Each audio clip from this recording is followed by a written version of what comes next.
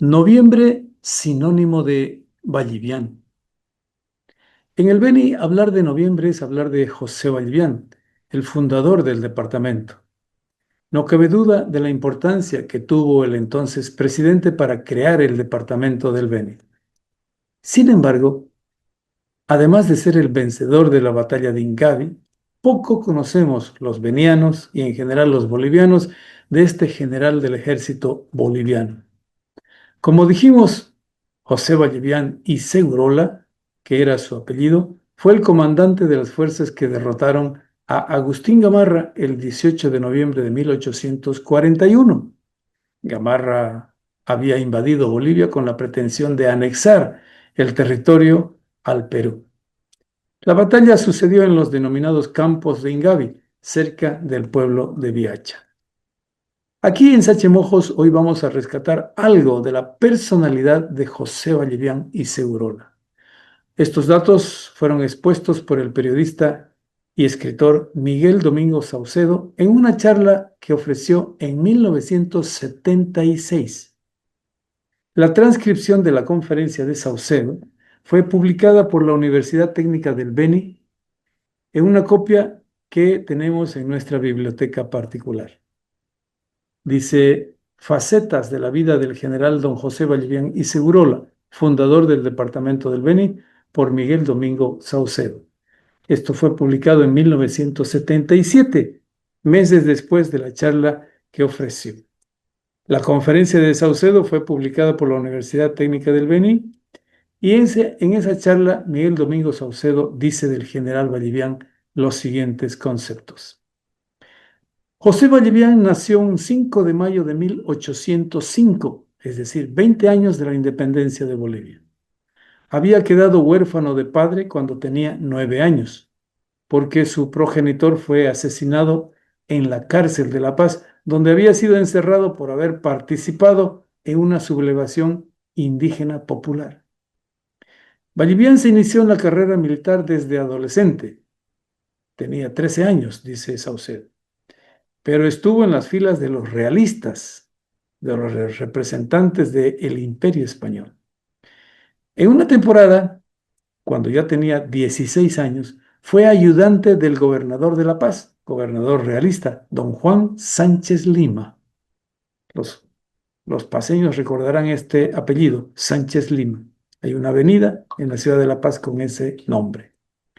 Fue gobernador de La Paz. Y Vallivian, cuando tenía 16 años, fue ayudante de este gobernador realista. A esa edad, dice don Miguel Domingo Saucedo, Vallivian se mostró interesado por la lectura. Con ese conocimiento conoció lo que ya era la brisa revolucionaria en América. Entonces tomó la decisión de incorporarse a las filas de los guerrilleros de la independencia, es decir, abandonar el ejército realista. Se unió entonces al grupo de José Miguel Lanza, en la región de Ayopaya, en los valles de Cochabamba. En una acción de guerrilla, sigue el relato de Saucedo, el grupo de Lanza fue derrotado y varios de sus guerrilleros fueron capturados por las fuerzas realistas. Entre los presos estaba el que ya tenía grado de subteniente, Vallivian, que fue además sentenciado a muerte. El gobernador de La Paz, Sánchez Lima, y otros realistas que le conocían le perdonaron la vida, pero lo desterraron a una isla del lago Titicaca. Facetas de la vida de José Vallivian. Estando preso en la isla del Titicaca, escapó, pero fue tomado preso y obligado a prestar servicios al ejército realista de nuevo.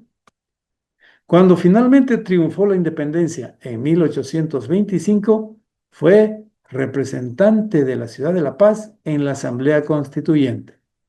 José Vallivian, con el grado de capitán, en esa condición, después participó en otro cargo, un cargo importante que le va a marcar la vida. Con el grado de capitán, fue edecán del presidente Antonio José de Sucre, el mariscal de Ayacucho. Y Ayacucho, y mariscal de Ayacucho, hasta 1828 fue presidente. Y el 18 de abril de 1828, Sucre decide renunciar al cargo de presidente de Bolivia. El mensaje que dirige Sucre a la nación al renunciar se lo dicta a su edecán, quien era José Vallivian. Entonces Sucre dicta y Vallivian escribe, como que era ayudante del presidente. El célebre mensaje del mariscal Sucre dice, para los que no recuerdan porque es famoso, el mensaje de Sucre dice: aún pediré otro premio a la nación entera y a sus administradores, el de conservar por entre todos los peligros la libertad y la independencia de Bolivia. Estas frases y otras en el mensaje de Sucre a la nación fueron recogidas y escuchadas por José Vallivian. Fue escrita por el entonces capitán José Vallivian, que era, reitero, edecán de Antonio José de Sucre. Esta frase es símbolo de la primera etapa de la nueva Bolivia.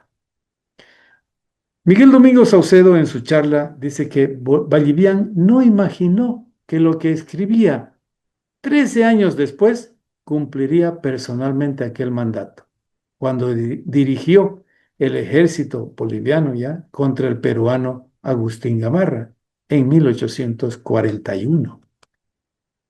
Ese fue Vallivian antes de ser presidente de Bolivia. Estos datos corresponden a Miguel Domingo Saucedo, escritor que nació en Magdalena.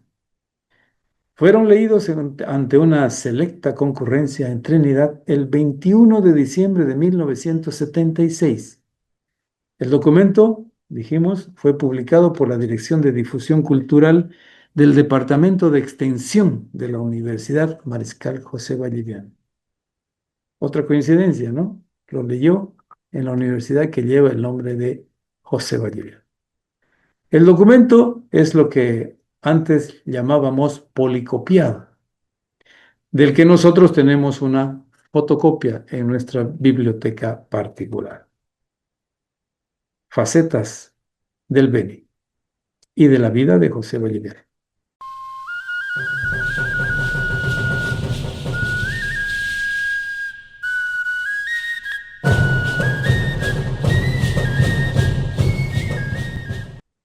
Rincón poético. El mundo vive el Día de Todos los Santos y el Día de los Difuntos, el 1 de noviembre y el 2 de noviembre. Son las fechas dedicadas a visitar los cementerios. La gran mayoría recordamos a nuestros seres más queridos, que ya partieron. Una de las figuras más recordadas en cada familia es la de la mamá, cuando ya no está con nosotros. Mientras unos le llevan flores, otros le cantan de una manera especial. Los poetas prefieren hacerlo a su manera, le cantan con versos. Uno de ellos, de los poetas, fue Horacio Rivero Egues, uno de los que le cantó a la mamá que ya no está. Rivero, el gran poeta veniano, escribió unos versos para la madre ausente. Compartimos con ustedes el poema 2 de noviembre de Horacio Rivero Egues. 2 de noviembre. Madre, aquí he venido yo a verla, ahora que es 2 de noviembre. He venido para rezarle y a pedir que no me olvide. Yo vengo desde muy lejos, como arrastrado por su tumba. Qué fuerza que había tenido la memoria de los muertos. Qué sola la hemos dejado sus hijos y sus parientes. Su sitio está puro paja. Su cruz está por el suelo. Ya ni siquiera se sabe dónde fue su sepultura. Aquí hay un mozo, mi madre, que hará lo que yo no hice cuando creció esa premura. Yo con los brazos cruzados le rezaré un Padre Nuestro. Tanto que a usted le gustaban aquellas recedas blancas que teníamos en la huerta.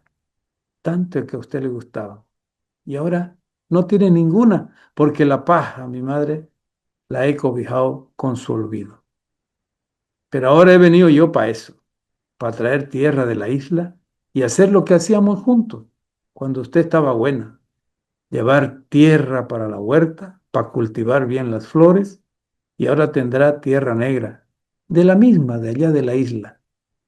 Y al lado de esa cruz, mi madre, mezcladas con bugambillas, en vez de paja y olvido, saldrán sus resedas blancas. 2 de noviembre, poema de Horacio Rivero Egues, en este su poemario, Hojas y Cáscaras, en el Día de Difuntos, dedicado a la madre.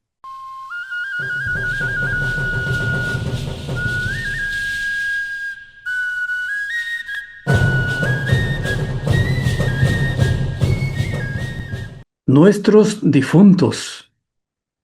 Las almas de nuestros difuntos salen a las 12 y regresan al día siguiente. Es la tradición del Día de los Difuntos. Es una tradición arraigada en muchas culturas, en muchas partes. Nosotros tenemos la costumbre en estos días de visitar el cementerio donde están nuestros parientes difuntos. Lo más genuino lo practican los pueblos indígenas y de las comunidades rurales. Vamos a conocer lo que hacen en San Ignacio de Mojos, en la provincia Mojos, en el departamento del Beni. Para ello establecemos contacto con el corregidor de San Ignacio, Gregorio Nuni Yaca. Nos recibe por una comunicación virtual desde el Gran Cabildo Indigenal de Mojos.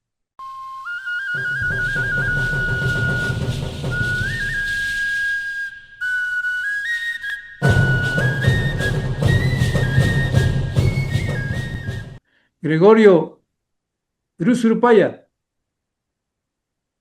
Yuri no parape, Juan Carlos, Azulupaya, eta Pichu Anuinai, Puiti Genasache, Arare y Beche y Siayere. Tradúzcalo, por favor. Decía muchas gracias, mi estimado Juan Carlos. Bueno, gracias por la invitación en esta fecha tan importante que vamos a hablar algo que es muy significativo para nosotros.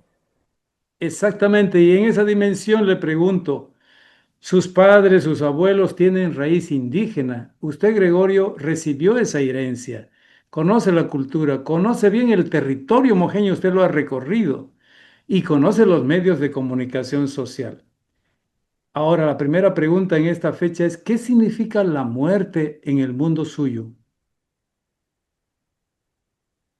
Desde el momento que, bueno, nosotros despertamos, tenemos la enseñanza de nuestros abuelos, tatarabuelos, padres, quienes del momento que se van a la familia, bueno, se van al descanso eterno al, al lado de nuestro creador.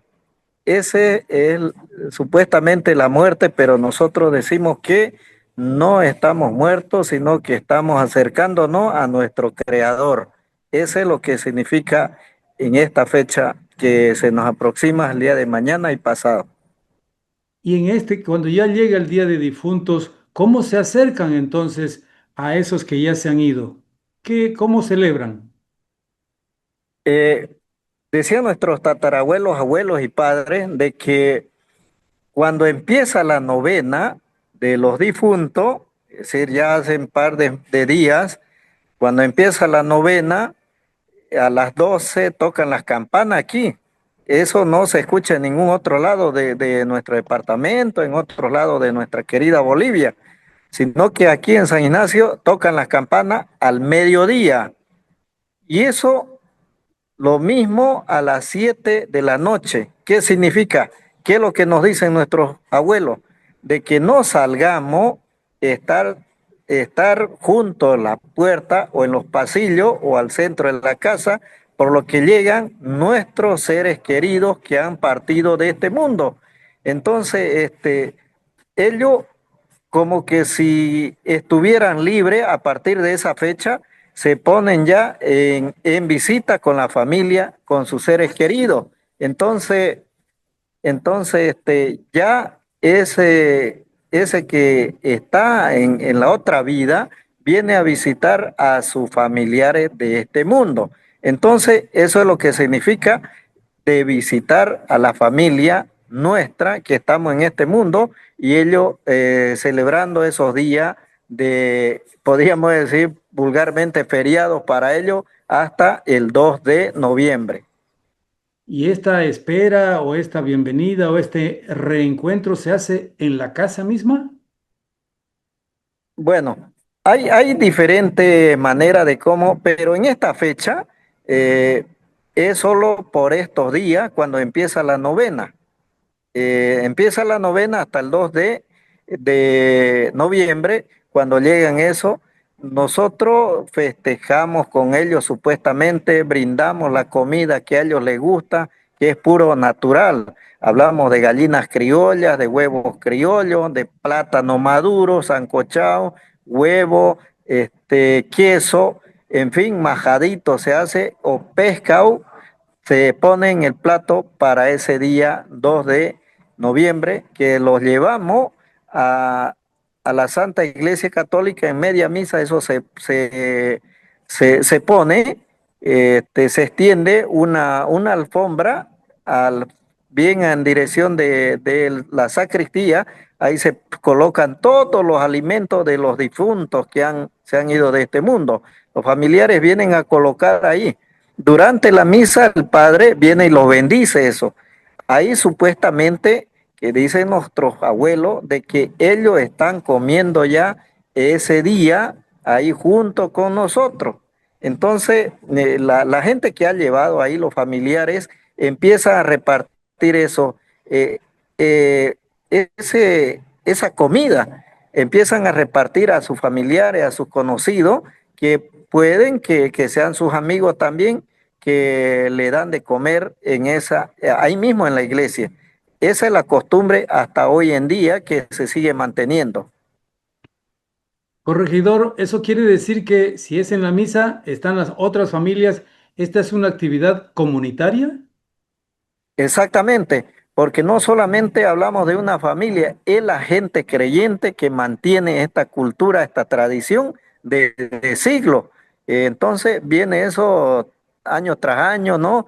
Que vienen la gente que creemos que esa alma está con nosotros y viene ahí a colocar ese alimento que va a compartir con nosotros.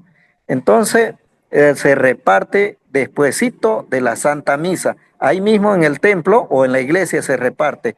Antiguamente, bueno, cuando sobraba se llevaba a la casa, pero nuestros abuelos nunca nos permitían, por ejemplo, en la edad, yo lo he vivido todavía, los padres, las abuelas, nunca decían, sirve para el niño. Más bien ellos prohibían que uno coma. Eso era prohibido para que coma un niño. En cambio, ahora, en esta altura, en esta generación, ya no sabemos a educar nuestros hijos esa generación, que un poquito se está perdiendo, pero es ese de repartir la comida a los niños. Pero sin embargo, mantenemos esa costumbre ahí en la iglesia que se reparte. Muy bien comprendido. Corregidor, para preparar esas comidas, esas bebidas, quizá incluso, tiene que haber una organización previa, unos 2 días antes, unos 3 días antes. ¿Cómo se organizan las familias para preparar esto? ¿Cómo se distribuyen las tareas? Eso es cada familia.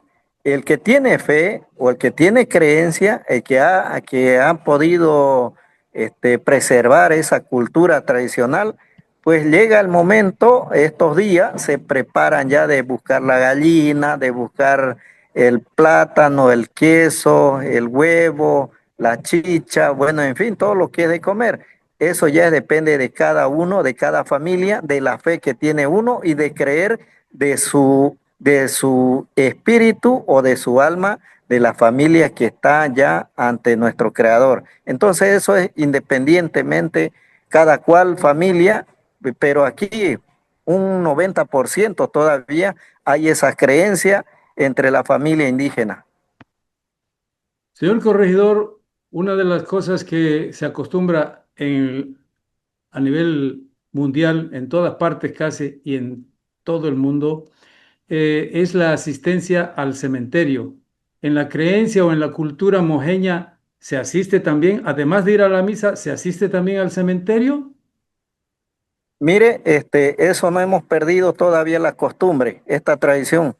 Llega el día, el 2 de noviembre, pues, lo que le decía, primero la misa, una vez termina hasta el mediodía, y ya en la tarde se programa también la misa en el Campo Santo. A las 3 de la tarde termina a las 4. De las 4 de la tarde, ya las familias nuevamente, esos que han creído o que creemos que que nuestros hermanos difuntos, que está ahí junto con nosotros, creemos nosotros que están ahí caminando con nosotros, vamos al cementerio, contratamos al coro musical de la iglesia o del Gran Cabildo Indigenal, contratamos a ellos, al coro musical, al rezador o doctrinero que le decimos nosotros, lo llevamos a la tumba del que en paz descanse para hacerle el rezo o el cántico. Entonces, de esa forma, según nuestros abuelos dicen, está refrescando ya nuestro hermano que se ha ido junto con el Señor. Entonces, esa costumbre un poco se va perdiendo aquí, ¿no? Que ya no lo tenemos esta generación que mantenían antiguamente. Habrá, pero ya no hay un 100%, habrá unos 10, 15% nomás ya de esta tradición que cantan nuestros abuelitos ahí en el cementerio, acompañados con el coro musical y su instrumento, que es el bajón. Esos cánticos, ahora hay poco, será por lo que se están yendo nuestros tatarabuelos, nuestros abuelos, ya la generación, ya ahora prefieren ir con guitarra, por último van con banda, entonces eso va perdiendo la costumbre, esa tradición que se mantenía antiguamente. Eso un poquito es la diferencia ya en estos tiempos. Eso es lo que puedo comentarle. Bueno, quisiera yo que me comente algo más. Si usted quiere decir algo a propósito de esta fecha, de estas dos fechas, de Todos los Santos y del Día de Difuntos, que no le haya preguntado, ¿quisiera decir algo a propósito de la fecha? No creo, pero sin embargo quisiera, casi paralelo a esto, limosna le dicen nuestras mamitas abadesas, que se celebra aquí, por ejemplo, que no se celebra en ninguna parte del mundo, el cabo de año que mantienen nuestras mamitas abadesas. Hay dos, tres grupos son que atienden, por ejemplo, la iglesia, que barren ahí el Santo Belén y el Campo Santo. ¿Qué es lo que hacen estas mamitas? Cuando hay un cabo de año del mismo, estamos hablando del difunto, similar a lo que le explicaba, antes de 9 días de cabo de año, preparan, tienen que conseguirse gallina, 12 pares, es decir, hembra y macho, y el que va adelante no es cualquier pollo ni gallina, son enanos, eso tiene otro significado.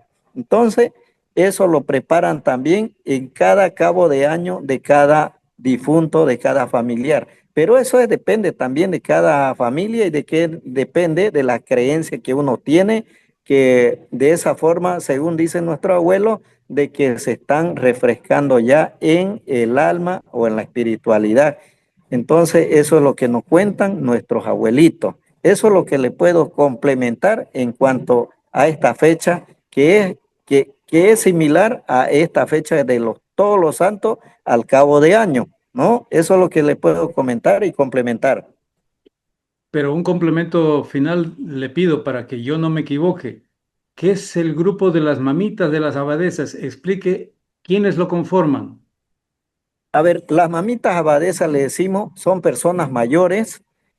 Muchas de ellas han enviudado, otras no, pero son personas mayores que se reciben el cargo, es decir, el juramento, el 2 de febrero, el día de la Candelaria, que tiene una eternidad hasta su final, hasta que el Señor los recoge.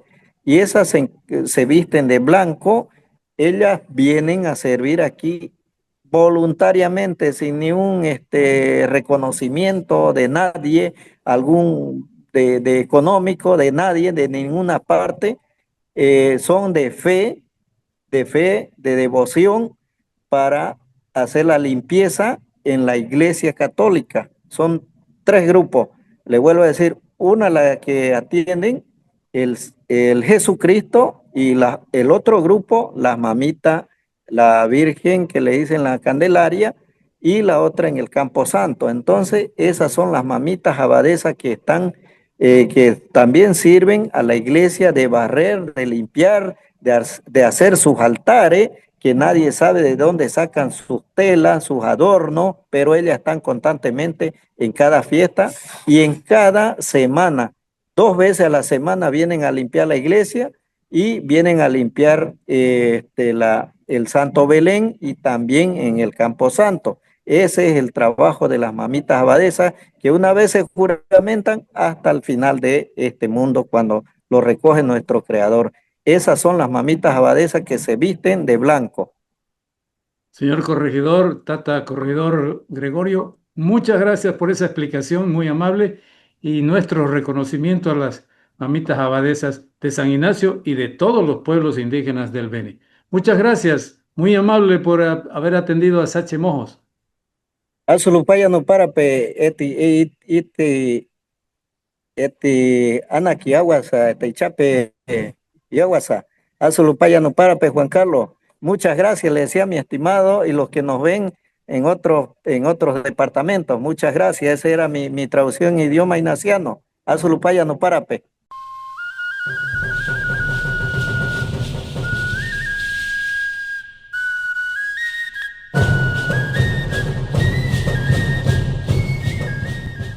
Calendario histórico regional. En este sector repasamos algunos hitos de la historia regional correspondientes a la primera semana de noviembre. Calendario histórico regional, año 1950, 3 de noviembre. Se funda la comunidad Naranjito, a 30 kilómetros de Trinidad. Lo hizo el cacique Valentín Yapuiti, Antonio Yapovenda y otros 5 trabajadores de tierras de la antigua Casa Suárez. Calendario histórico regional, año 1984, 3 de noviembre. Se funda la comunidad Yucumo en la bifurcación del camino La Paz Trinidad y La Paz Riberalta. La nueva comunidad es fundada por Arnulfo Martínez Durán, presidente de la Corporación Regional de Desarrollo de San Borja, Cordeborja, junto a funcionarios de ese municipio y dirigentes cívicos. La piedra fundamental del nuevo pueblo fue bendecida por el sacerdote Cristian Fresar. 8 años antes, en 1976, hasta allí llegó el batallón Federico Román del ejército, abriendo la senda desde Caranavi. En 1979 llega el primer grupo de colonos. Posteriormente, el Servicio Nacional de Caminos instala en el lugar un campamento para construir el tramo vial Yucumo-Puerto Salinas. En 1982 se eligen las primeras autoridades locales. El primer subalcalde designado es Freddy Guanacoma, presidente de la Junta de Vecinos Tomás Choquemamani y corregidor Henry Amestegui. En 1989 fue reconocido como centro urbano del municipio de San Borja por el alcalde Eduardo Guiteras. Calendario histórico regional año 2013, 3 de noviembre. Un avión de la empresa Aerocón sufre accidente y se incendia en el aeropuerto de Riberalta cuando aterrizaba.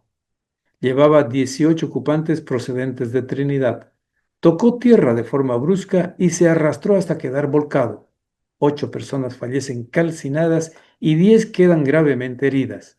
Muchas personas prestaron auxilio a los accidentados a pesar del fuego. 3 de las víctimas fatales eran funcionarios del Servicio Departamental de Gestión Social de la Gobernación. En el 2023, después de 10 años, los 2 pilotos fueron sentenciados a prisión por un juzgado de Riberalta que los encontró culpables de inadecuada actuación durante el aterrizaje. Calendario histórico regional, un sector especial aquí en Sache Mojos.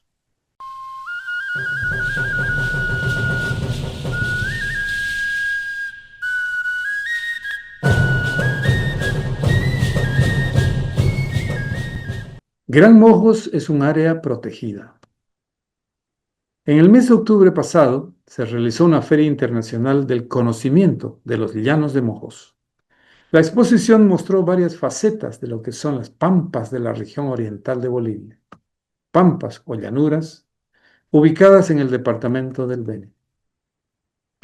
Aspectos sobre naturaleza, arqueología, cultura, incluyendo tradiciones y costumbres, fueron el objeto de esta feria. Esta visión tiene el matiz científico porque es resultado de lo que especialistas han reunido hasta ahora con sus investigaciones en la zona. Investigaciones antiguas e investigaciones nuevas. Al final de la exposición, la Feria Internacional del Conocimiento, se presentó un informe especial, el informe final de la quinta expedición científica organizada por el Grupo de Trabajo para los Llanos de Mojos. La quinta expedición se efectuó al área protegida municipal Gran Mojos, en el sur del departamento del Beni, a mediados del 2024. Antes se hicieron los viajes a los lagos tectónicos en la provincia de Yacuma, a los ríos Benicito, Viata y Yata del área protegida, también al área protegida municipal Ibare Mamoré, y a los lagos y lagunas de Reyes y Santa Rosa de Yacuma. Para conocer el resultado de ese viaje científico a la área protegida Gran Mojos, hemos charlado con una conocedora del tema. Ella es Zulema Lema Ardaya, socióloga. Ella es parte del grupo responsable del trabajo científico en los Llanos de Mojos. Conversamos con Zulema Lema.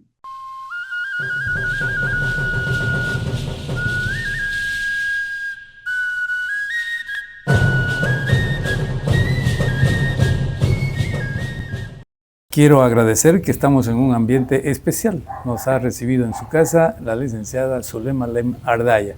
Zulema, que es socióloga, es codirectora del Grupo de Trabajo para los Llanos de Mojos, con sede en Trinidad. Zulema, gracias por recibirnos.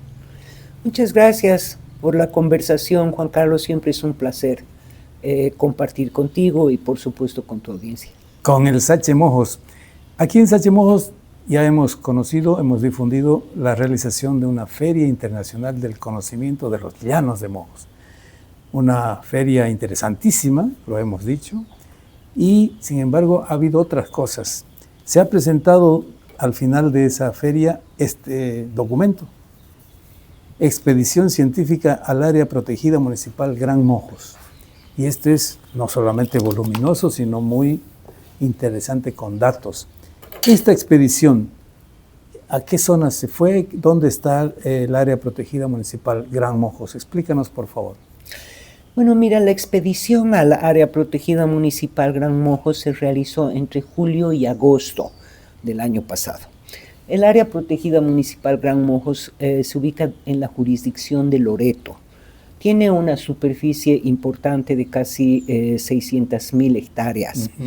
Y entonces, pero adicionalmente es una zona interesante porque está en las últimas estribaciones ya en la llanura, pero saliendo de los Andes por un lado, y también recibe la influencia del Río Grande que viene desde el lado de Santa Cruz. Entonces, por un lado está el río Isiboro, el río Pojije, el Mamoré y el Río Grande, ¿no es cierto? Y que son los confluentes, digamos, que abarca esta gran cuenca en este trecho de la cuenca del Mamoré. Esta es la zona sur del departamento del Beni y estamos hablando también de una parte del territorio indígena Parque Nacional Isiboro-Secure. Es contigua al Tibnis. El Tibnis es un área protegida también. Es un área protegida nacional que es territorio indígena y Parque Nacional Isiboro-Secure. Un poquito más al norte, pero contiguo al Tibnis, se encuentra el área protegida municipal Gran Mojos. Bien. La expedición seguramente ha sido organizada, planeada para ciertas áreas. ¿Cómo se ha dividido el estudio de esta zona? Mira, el líder de esta expedición es Wildlife Conservation Society y han participado varias instituciones, tanto del grupo de trabajo como de otras instituciones nacionales. Estimo que han participado como 40 investigadores de distintas ramas, como vamos a ver más adelante, pero se identificaron a partir de eso 3 zonas de muestreo. Una en el río Isiboro, la primera.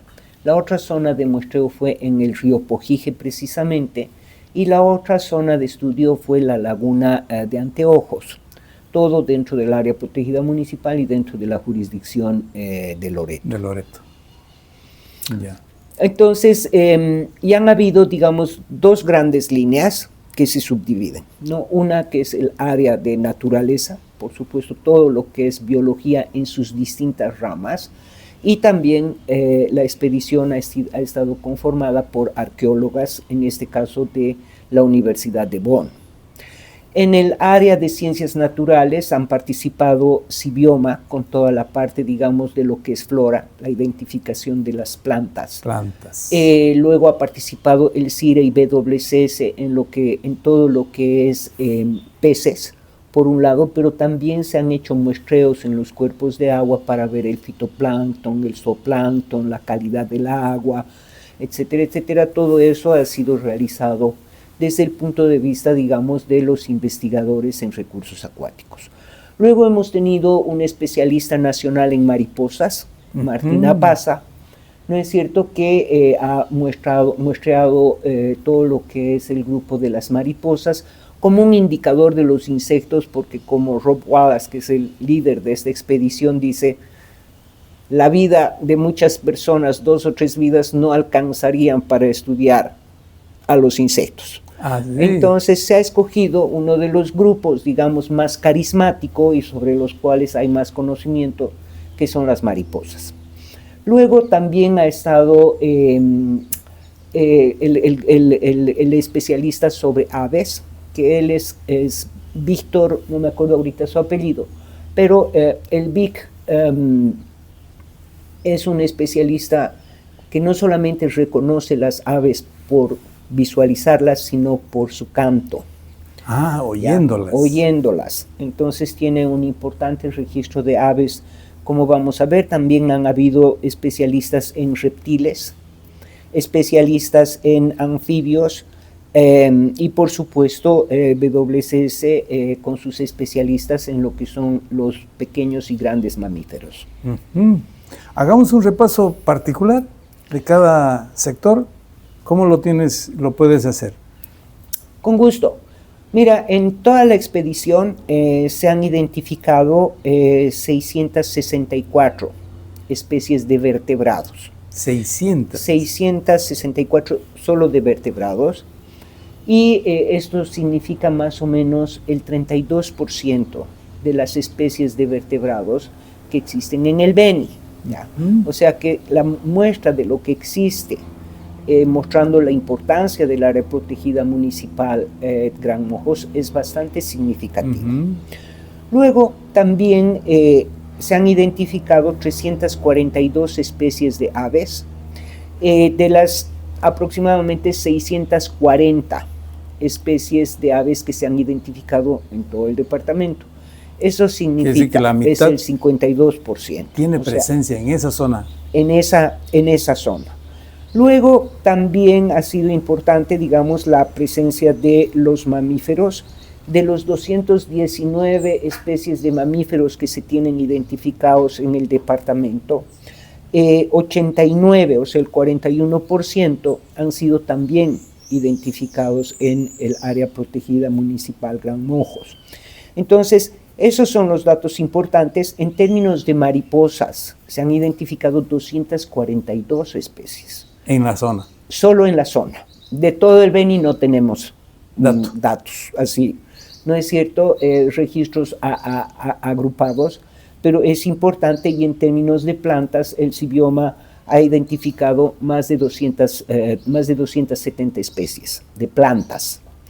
Entonces, todo esto es importante porque nos ha permitido identificar, por un lado, contribuir a nuevos conocimientos para el área protegida municipal Gran Mojos, y se ha podido, de todas las especies que se han identificado, que en general han sido más de 1000, ¿ya? Sumando todas las categorías, digamos, de los grupos taxonómicos, se han identificado 538 nuevas especies. Sí, o sea, que se aumenta casi en un 50% de lo que se tenía originalmente conocido.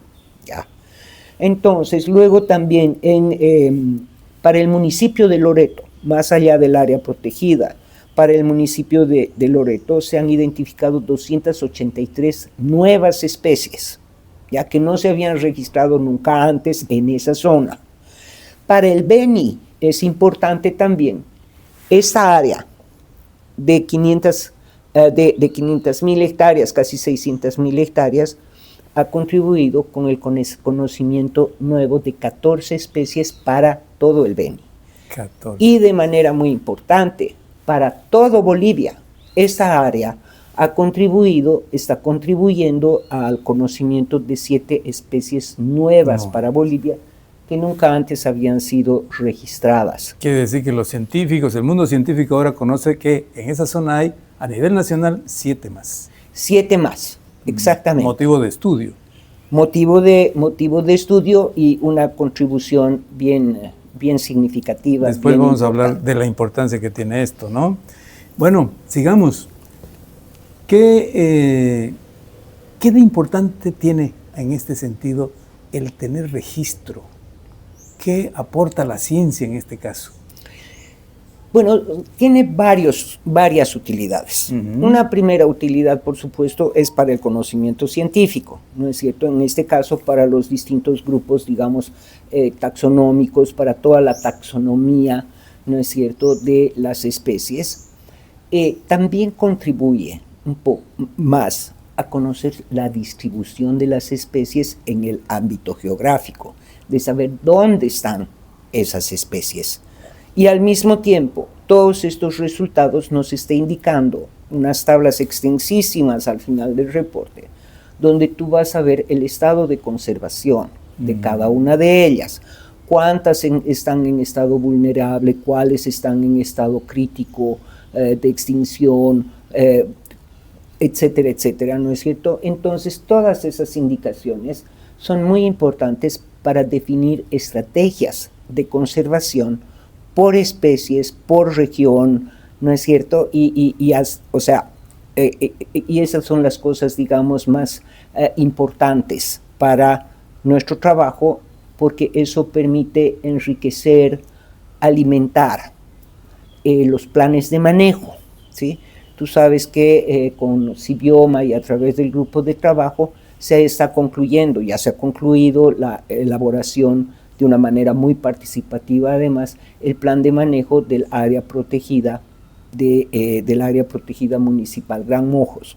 Entonces, toda esta información viene a nutrir, a alimentar esa información para ir afinando y definiendo mejor cuáles son las líneas y las acciones para la conservación de las especies. Conservación que tiene que ver con el plan de manejo, y el plan de manejo que tiende a conservar precisamente esos recursos, ¿no? Exactamente. Y en ello tienen que ver las instituciones, las universidades para estudiar, o las academias, o los científicos en sí, pero las instituciones públicas para ver cómo se mantiene ese recurso. Exactamente, y en este caso el área protegida municipal de Gran Mojos es interesante porque su gobierno municipal designa un responsable del área, tiene una dirección del área protegida y también tiene todavía un equipo pequeño, pero que hay que fortalecerlo, de guardaparques. Y lo que es más importante, digamos, es que el proceso de trabajo, por un lado, entre WCS y Cibioma, apunta a fortalecer las capacidades también de las comunidades indígenas, tanto yuracarés como mojeño trinitarias que hay en la zona y campesinas también, ¿no es cierto? Porque ellos también, y ahí va otra vez la contribución de estos datos, por un lado al plan de manejo del área protegida, pero por el otro lado a los planes de gestión territorial de las comunidades, de los pueblos indígenas, y ahí ellos también definen cómo quieren conservar estas especies, cuáles son las más importantes para ellos, ¿no es cierto? Y cómo proponen, cómo cómo proponen conservarlas, cuidarlas, protegerlas. Y eso va saliendo en sus planes de vida y en sus planes de gestión. Cómo quieren organizarse para proteger estas especies. Por eso es participativo, porque ellos lo hacen. Por eso mismo. Una partecita que quisiera especializar es la situación de la paraba barbazul. ¿Se ha dedicado algo especial para este tema? Porque en esa región aparentemente es el sitio común para la paraba barbazul. Esa es la razón por la cual la foto de este libro, de esta portada, es con la paraba barbazul, porque es la especie emblemática del área protegida municipal Gran Mojos, ¿sí? Es uno de los 3 sitios en el Beni. O sea, primero hay que decir que la paraba barbazul es una especie endémica del Beni. Exclusivamente hay solo en el Beni. Únicamente. Y dentro del Beni solamente se ha identificado su presencia en 3 lugares. Uno de esos lugares es el área protegida municipal Gran Mojos. Otro es en Yacuma, en lo que se llama la reserva de la paraba barbazul. Y hay otra población que están identificando y que están aproximándose cada vez más los científicos, los especialistas en aves, que es en la provincia Mamoré. Ya. Pero lo que es importante señalar es que la población de esta paraba no pasa de 400 individuos. O sea, es una especie en estado crítico. Ya. Hay que cuidarlos. Hay que cuidarla y mucho, ¿no es cierto? Porque es única. Si muchos confunden la paraba de alas celestes y pecho blanco con la paraba barbazul, no. La paraba barbazul tiene un celeste brillante con el pecho amarillo anaranjado, pero es lo que le distingue, y por eso se llama barbazul, es esa parte, digamos, del cuello, ¿no es cierto?, del color de las alas. ¿La pudieron observar durante la expedición? Sí, claro. Sí. Claro. Como podrán hacerlo cualquier que vaya a visitar. Fueron a buscarla especialmente. No podrían haberse vuelto sin verla, sin registrar la paraba barbazul, por supuesto. Sí. Zulema, en la expedición se tienen estos resultados, pero ustedes ya están planeando una nueva expedición. ¿Dónde va a ser la siguiente?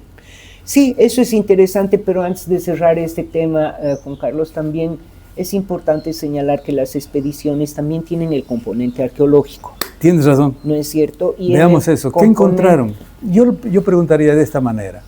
¿En la zona hay también indicios de lo que se ha encontrado en otras partes del Beni? Sí, lo que están diciendo nuestras colegas arqueólogas Carla, Geraldine, de la Universidad de Bonn, que son miembros del grupo de trabajo también, han encontrado 29 sitios en la zona, en Gran Mojos, ¿no es cierto? La mayoría de los cuales se han encontrado alrededor de la laguna de Anteojos. De los 29 han encontrado 18 ahí. Luego han encontrado 3 en el Mamoré, otros en el Pojije y otros en el Isiboro. ¿Ya? Pero lo que nos están diciendo, y es por esta característica de la presencia de lomas artificiales precolombinas conectadas por terraplenes, canales, ¿no es cierto?, que pertenecen, como lo han clasificado los arqueólogos, a la cultura Casarabe, que abarca, ¿no es cierto?, toda la zona de Casarabe, San Andrés y San Javier, Loreto y el área también del municipio de Trinidad. Entonces, y ahorita, digamos, han hecho como 2 fases.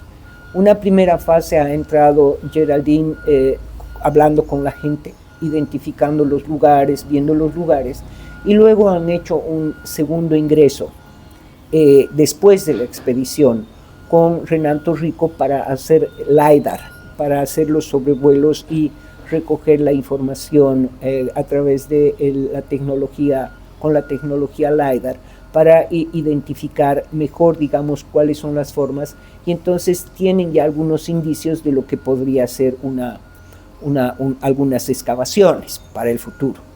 Pero lo más importante, digamos, yo creo, y eso hemos estado, ya en el plan de manejo se identifican varias de estos sitios arqueológicos, pero lo que sería, y es nuestro sueño con la Carla, es poder hacer un LiDAR de gran magnitud a lo largo de todo el río Mamoré, desde Trinidad hasta la boca con el Chapare, ¿no es cierto? Eso sería, hacia el sur. Eso sería y con 500 metros de ancho, digamos, a los lados del Mamoré, ¿no? Porque ese es un vacío. Ahorita esta expedición viene a cubrir ese vacío, porque si tú te fijas en el mapa que nosotros hemos publicado de sitios arqueológicos, la ribera del río casi está vacía de información, pero es que está vacía de información, no de sitios arqueológicos. ¿No es cierto? Que hay que identificar. Hay que ir. Todavía. Sí, con esto que han hecho se cubre un poco el vacío, ¿no? de información, pero falta harto. Eso quiere decir entonces que en la zona hay sitios que investigar para averiguar qué hubo, qué gente estuvo habitando allá. Claro, y la densidad de los sitios arqueológicos es impresionante, digamos, a ojo vista, y cuando uno va caminando y recorriendo las comunidades te van mostrando y todo esto, pero tenerlo todo junto a través de un vuelo LiDAR con avión grande, no solo con drones, sino con eso son palabras mayores. Sí, eso es un sueño, pero lo vamos a lograr. Seguramente, estaremos atentos a eso. Bueno, ¿cuándo se hace la siguiente expedición y a dónde? Bueno, vamos para los próximos 2 años, tenemos planificadas 2 expediciones. Al próximo año está planificada una expedición a la Estación Biológica del Beni. Cerca de San Borja. Cerca de San Borja, entre San Borja y San Ignacio. Entonces vamos a entrar por la vía de San Ignacio, porque también tenemos planificada simultáneamente nuestra asamblea presencial del grupo de trabajo para la segunda quincena de mayo en San Ignacio. Entonces queremos ampliar un poco y reforzar nuestro trabajo en esta zona, como grupo de trabajo en esta zona, y la estación biológica, sin lugar a dudas, es uno de los lugares donde se ha hecho muchos estudios, pero hay que actualizar la información porque hace varios años que no se ha actualizado la información. Eso va a pasar el 2026, y el 2027 estamos planificando una gran expedición al Itenes. En el Itenes se han hecho ya algunos avances, se ha identificado todo el tema de el Itenes como el sitio más importante en el mundo con la presencia de la tataruga, para el desove de las tatarugas y la reproducción de las tatarugas. El año pasado o el anteaño pasado se hizo un inventario con drones y todo esto, y se identificaron 40,000 tortugas poniendo huevos en la playa. Entonces, hablando del río Beni. No, del río Itenes. Perdón, río Itenes, claro. Sí. De las playas, de algunas playas del Itenes. Entonces eso es un avance que hemos tenido.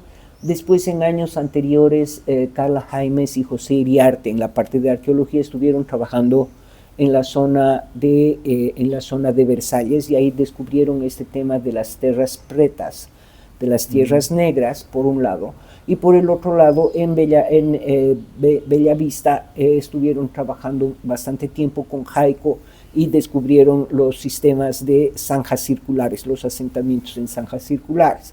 Entonces, hay algunos avances, pero necesitamos que vaya la expedición científica, que es una cosa muy grande, son como 50 científicos, más los sabios locales, digamos, que son que se juntan en la expedición y que contribuyen muchísimo con su conocimiento local.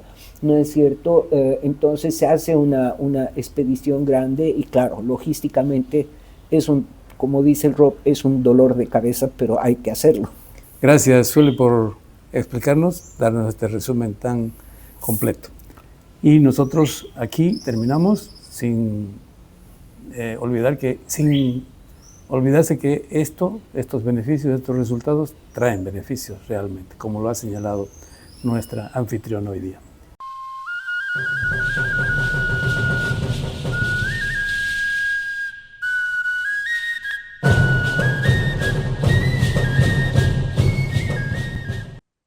Antes de cerrar el programa, envío un saludo especial al compositor Santos Domínguez Vargas.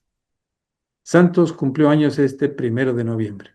Celebró 81 años y está chalinga. Santos es el autor del tema Felicitación, equivalente al cumpleaños feliz en ritmo taquirari, que ya es famoso en todas partes. Un abrazo le mando a don Santos Domínguez, que vive en Trinidad hace muchos años. Felicidades, Santos. Finaliza el tiempo de Sachemojos. Espero les haya agradado el temario de hoy. Otros temas tendremos la siguiente semana. Gracias por escucharnos. Rusurupaya, tata noviono, rusurupaya, meme noviono. Bimbo Karine, Tepona, semana.